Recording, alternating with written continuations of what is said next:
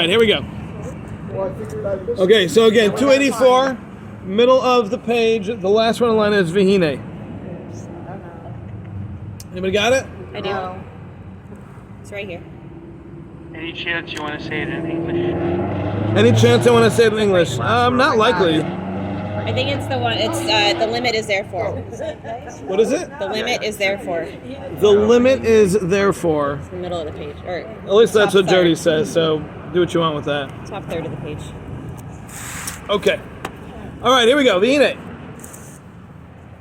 Sidra. Shezayis tia madrigasam harishanes v'ikris. Hashem established that this should be the base level of the existence of the world. Meaning that, as he mentioned earlier, the evil is given space to exist, to live, to expand, and that level is limited though, so it'll never get to a point where it'll be so overwhelming that there won't be any way out of it. We'll never get to that like it did at the times of the Mabul, the flood. It'll never get back to that. But there is still the opportunity for all of this evil to permeate and to exist and to even rule over the world, pretty much. So that is the baseline, though. That is the standard unless acted upon otherwise. That's the way the world is going to be.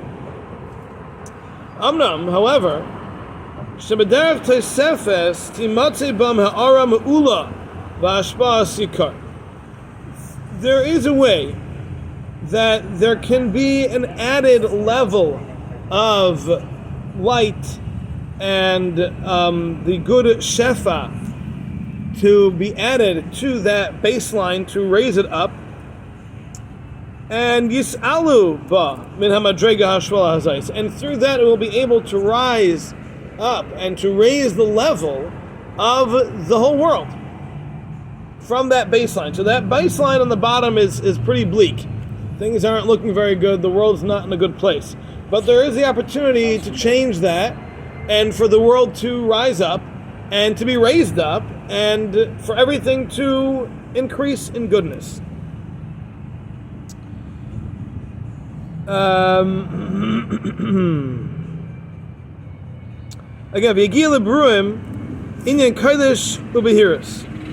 So we can go up from this low level, and there will be holiness, and there will be clarity and light that will reach creation. I mean, the world can experience an uplifting.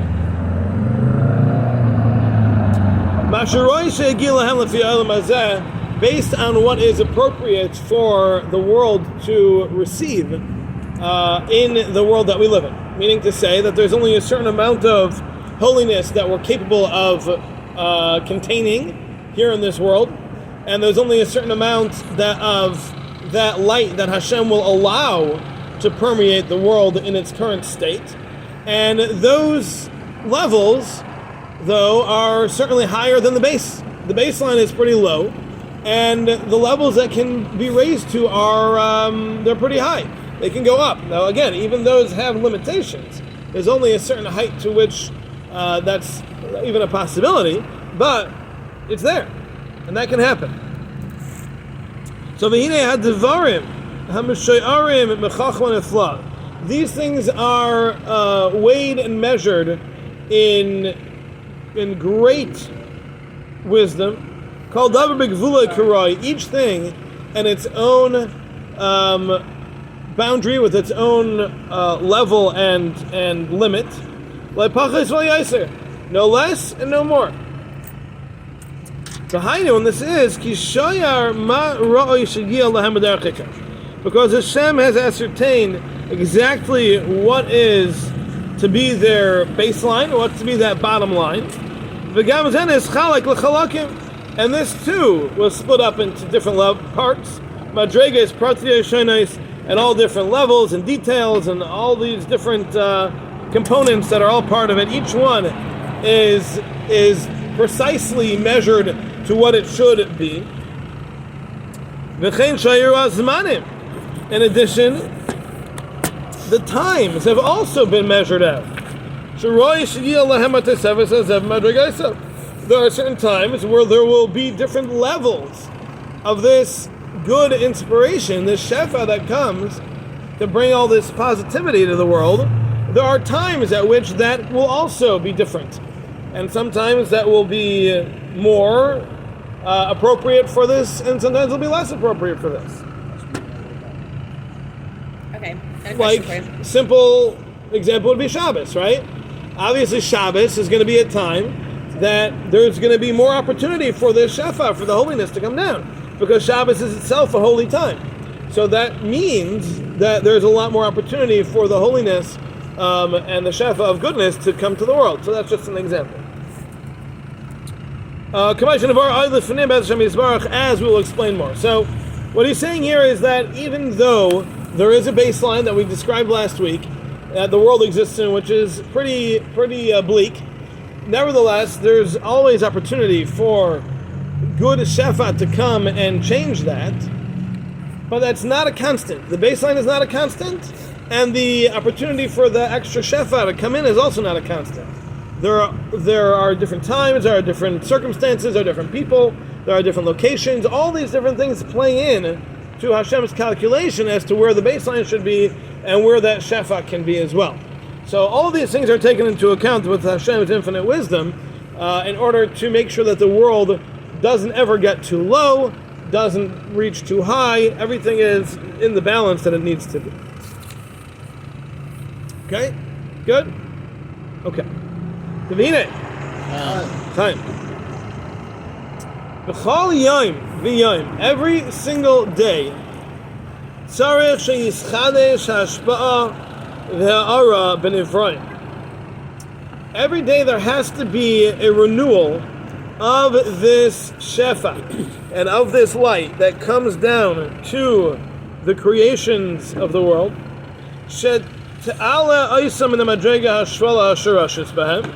That will come down to raise up the creatures from their baseline,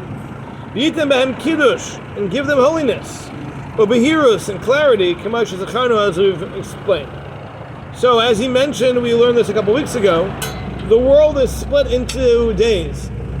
Creation is split into days. It's actually days and nights. He said at 2 units. There's a day unit and the night unit. But each of those has its own. It has its own kind of restart. Every day, every night, there's a restart of this shefa. Really, a restart of the whole creation. So, because of that, every day and again every night, there's going to have to be a new order, so to speak, that's put in that says, okay, we're ready for more shefa today. And then tonight, okay, we're ready for more shefa now. Right? You have to kind of put on a new order every day and every night because that's the cycle that the world works with, that creation works with. So is that happening individually for each person at the same time? Is it happening individually for each person at the same time? I don't know. He hasn't really explained exactly how this works, but I don't know. I would assume, without having seen anything otherwise, anything to the contrary, I would assume that it goes by Israel, and that when it's a new day there, that's when the whole world starts over, because creation kind of starts there, okay. So and spreads out from there. So I would assume it goes by that, but I don't know that for sure. He hasn't mentioned. Were you asking about when it starts, or were you asking about if each person has to renew their own? Both, honestly. And I think the answer is it is a global thing, but I think it revolves around Israel. But I don't know that for sure. Yeah. I don't. So in other words, does it happen with each person individually or across like whole groups? Because earlier I was thinking each person would have to do their own. Yeah. With each person, well, hold on. Let's That's what I was thinking. Get this straight here. What he's saying is that the world goes through cycles. There's a day cycle, there's a night cycle, there's a day cycle, there's a night cycle, and each one of those, there's kind of a restart on creation. Now, within each of those, there has to be a new call for the shefa, basically. So the question was, does that opportunity, we'll call it, present itself individually for each person every day? Or is that something that happens in the world, and then each person has an opportunity to try to call down that shefa? So I think, yes, every person has that opportunity, and whenever they get around to it, they have that opportunity every day and every night. When that change occurs, that forces that restart, that now then there's a new opportunity for shefa, I think that's a global thing. But again, that's just my guess over here. Okay. So it's a blend. Yes. Well, in other words, we have to separate what happens and our part. What happens without us. Our part is us only. So I think those two are not connected. They're related, but they're not connected. Okay? Yep. All right. Dr. Craig, were you trying to say something? No? Hey. Great. Don't take that the wrong way, but okay. Let's move on. Rude. Okay. What's wrong? Okay, quite what's the word I'm thinking of? Bold V'ulam. lately. V'ulam. Sidra hachachma al yaina mitzios ha'ara azais. Hashem arranged in His infinite wisdom the reality of this influence that comes down.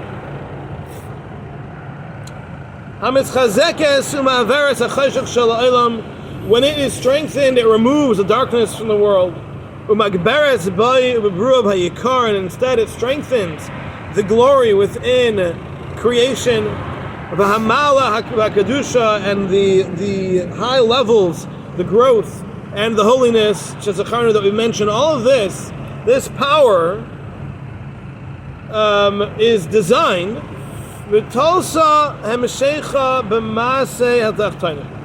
It has been designed to be dependent upon the actions of those of us down here in this realm.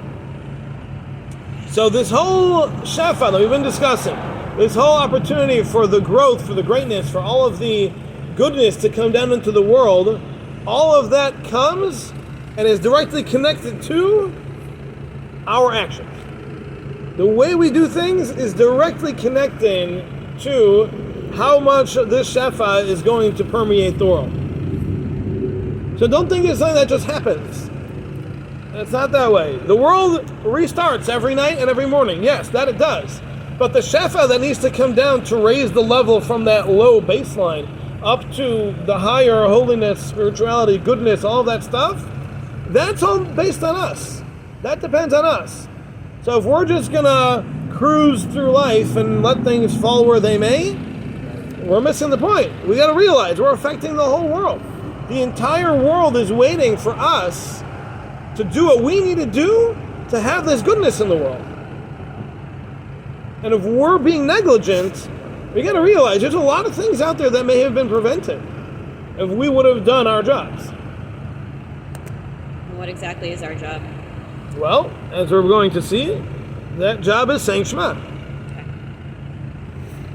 As we've learned. It's easy. That's what we're in the middle of. It's not easy, though. It's not easy. Well, for some of us, maybe. Well, yeah, like if, The idea, like we said, it's doing not it, just yeah. the words of Shema, it's the Kabbalah Samach Shemayim. It's accepting Hashem's kingship, meaning understanding that every single thing that exists is Hashem. So does that mean anything, not just things that happen to, Jewish people? Of course, anything? this is the entire world. Entire world. This is the universe. There could be stars colliding out somewhere, and that'll be Yeah. because someone didn't say Shema today. That is very heavy. Yeah, it I is. don't like it. Too bad. This shefa, this is, I'm asking. Anything else? As Kenzie would say, has been saying all week. I don't like it. If, I don't let's like say Torah, Tefillah, Mitzvot, Chasadim, we do, or Shema, we're talking about Shema. So we could say Shema, and we can know that this is logically that we're drawing down the shefa, but that does not mean that we're not going to feel it. Like we're not going to have an emotional experience. We just have to know I'm doing the correct thing.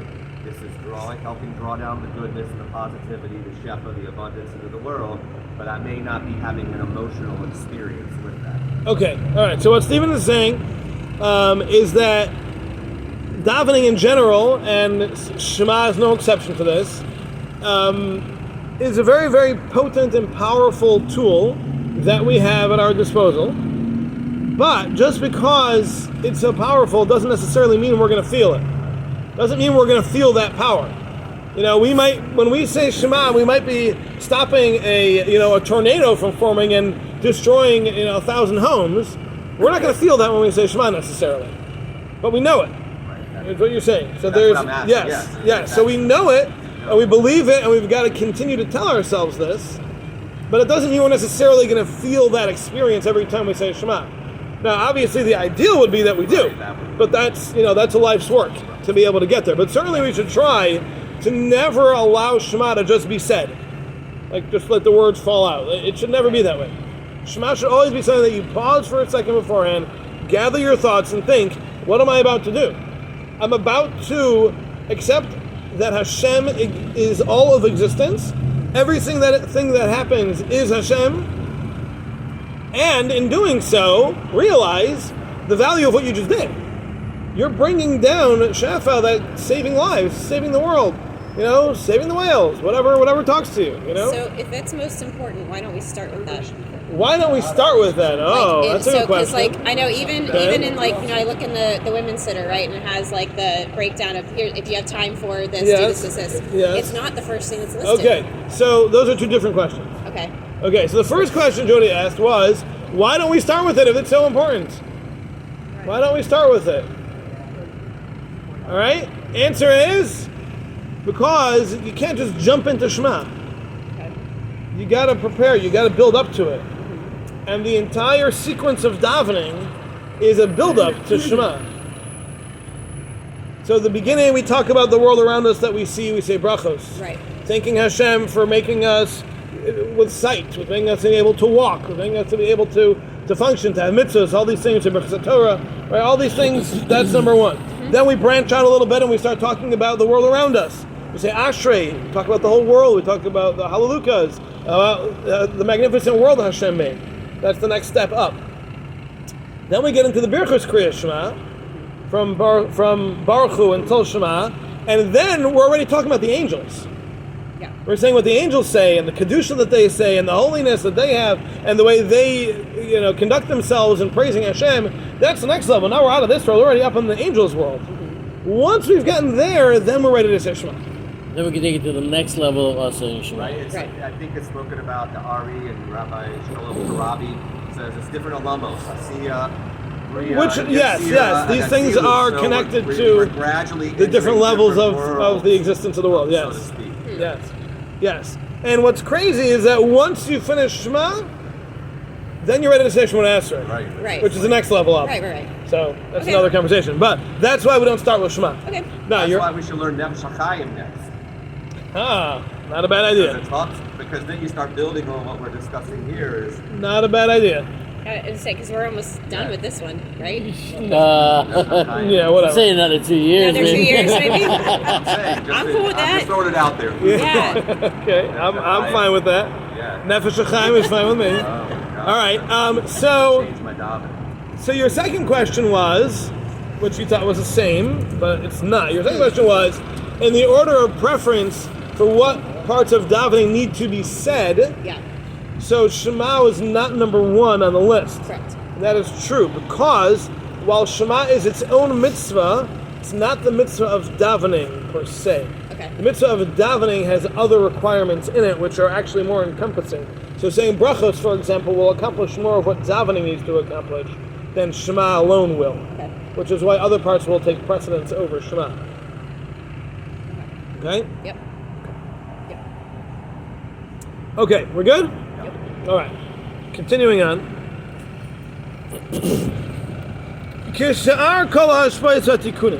That this, even though we're focusing on Shema here, this is actually true of all shafa that comes into the world. And all correction that comes into the world, all of that is dependent on us. It all depends on the way we act and the things that we do. And if we do things right, that's how all of the shafa comes into the world. So yes, there is a unique aspect of it that is directly related to our saying Shema and our acceptance of Hashem's sovereignty. But this concept, the correlation between our actions and the shefa that comes to the world, that is very much true of all shefa. It's not limited to Shema. Quick question: what if our inactivity, if we don't do Shema, does that create, or by not doing it? So the shefa is created like a positive thing, right? But is there, if we don't fulfill, or if we purposely don't fulfill, does that create repos? Okay, so Stephen's question is, if we do the positive, it's going to bring positive. What if we don't do the positive? Does that bring negative? Okay, so what I would say, because he hasn't spoken about this, is that since the baseline of existence is so low, so any lack of bringing in good shefa is going to result in something that looks bad. Because the baseline is low. Shefa has the opportunity to raise it up. If we don't take that, it's going to stay low. And it may look worse than yesterday, because remember, every day it starts over. So we're getting the shefa, and then today we don't because we didn't say Shema. Today is going to look worse than yesterday. So I don't know if that's per se making klipos. I would say probably not. But at least as far as our perception of it, yeah, it's going to look like we're bringing bad down because we're kind of allowing it to sink back to its base. When we use the word shefa, we're strictly talking about positive. We're talking about abundance. Yes. There's no negative shefa. But that's not what we're talking Okay. about. Right. It almost Right now, has he's like talking a about positive shefa. Yeah, we're talking about positive goodness being brought to the world. Yes. like there's Correct. there's a sense of like, I don't know if guilt is the right word, but sense of responsibility for sure, like making sure that we say those things, but knowing that aren't, no matter how hard we try, it's kind of, I don't know, it's a little discouraging to know, like it's like it's enlightening and also discouraging at the same time, because like we have that much control over how things work out, but then also we know that there are people that won't do it anyway if they do know. So like, I don't know, I don't like doing things out of guilt. You don't like doing things out of No, guilt. I'd rather do it like because I know that Do it it's 'cause you feel helpful, or no, I mean like It is. because here's why is with as much like other like things that I've been exposed to as far as like, you know, other, we'll say religions and things, like there's this guilt attached to it that then gets attributed to us, right? So the whole that is not what leads to lasting like habit formation or like any of those things. If you do something out of guilt, no matter what it is, whether it's this or anything else, like it's not going to be sustainable. Okay. So I could see where a lot of people would feel that guilt and try to do it, but then like abandon it because it's not a good way to keep What's your point? Okay, so the point is, how do we think about that in a less guilty fashion? Okay. I was going to say, let me put it out to the crowd. Did anyone take this as a guilt trip? I think you might be the only one who took it that way. That's why I bring it up. So the perception here is you have this opportunity to raise the world up from this very low state. And then someone's going to die. Possibly. That catastrophizing. Right, so stop doing that. Just think of it that It's awesome. I have an opportunity to save someone's life. Yeah. Just look at it that way. Yeah. Stop there. Stop the conversation. Yeah. Don't. And if not, then stop. Okay. I have an opportunity to make the world a better place. I'm going to do it. Seriously, none of y'all felt guilty at all? No, you know what? I daven A little bit. Jody, I daven at extreme hours. Yeah. And I look at this like I'm bringing Shefa into the world at different times than Right. you are bringing Shefa. Right. Well put. Wow. Well, So Brad just put. said. That could be due That was to- well stated. That is something that could be my exposure to, like, the outside. Brad said was It's so something for that- the yeah, like I see for things. those listening. I see things. Brad said that make sure to daven at times that no one else is to make Right. sure that Shefa And we need is people like constant. So basically, we're asking the entire world. Brad is keeping the world going during off hours. Me and Brad's got Amsterdam- night shift. Me and Can we get a Yeah. picture of you and the globe, right. like holding up the globe? Do that? Well, you could approach like a lot of things, or most things in Judaism that way. Yeah. Yeah, anything that takes responsibility, you could look at it from a guilt But- perspective or an But like opportunity especially perspective. in Judaism, so Yeah. I guess Yeah. that's all on. And I think probably a lot of people feel that who step back, don't engage. And Yeah, that's they what don't- that- This is a line They in don't want every single responsibility. cop show that ever did. Yeah. They always feel guilt at some point, and then there's always somebody who gives them a pep talk Yeah. about how much